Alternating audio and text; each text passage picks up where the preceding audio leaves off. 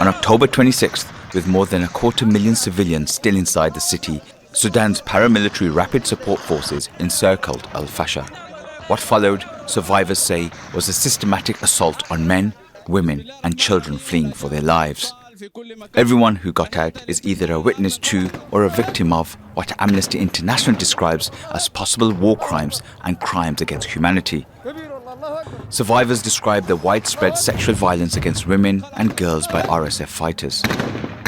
Sudan's army chief Abdel Fattah al-Burhan and Amnesty International have accused the UAE of backing the RSF, charges the UAE denies. One woman, Ibtisam, describes fleeing her home with her 5 children, travelling in a group west towards Golo before they were stopped by 3 armed men.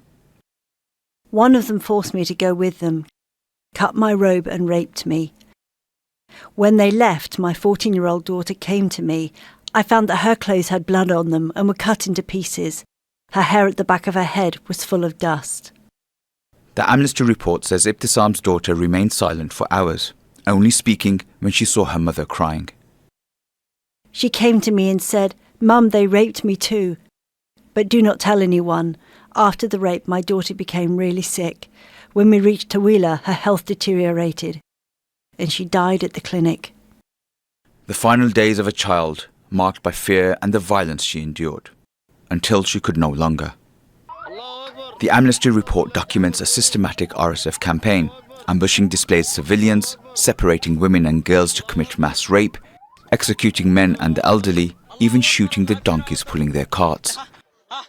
Fighters took prisoners, demanded ransoms and filmed executions. Survivors describe dozens killed at a time, with RSF fighters reportedly taking pleasure in the violence. Hundreds of bodies left in the streets and along roads out of el-Fasher.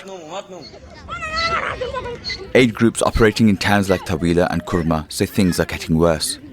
I met with a woman today who still bears the mark of a whip that has struck across her face and is nursing what is likely to be broken ribs. She told me that she fled the city with one of her babies strapped to her back, and she was actually run down by a car, and that was what broke her ribs and has severely injured her child.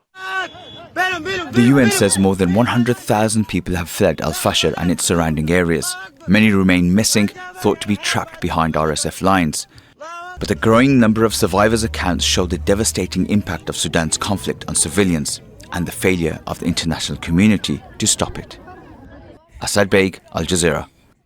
Don't miss out and get the full picture. Subscribe to Al Jazeera for reliable news and expert insights. Like, share, stay ahead.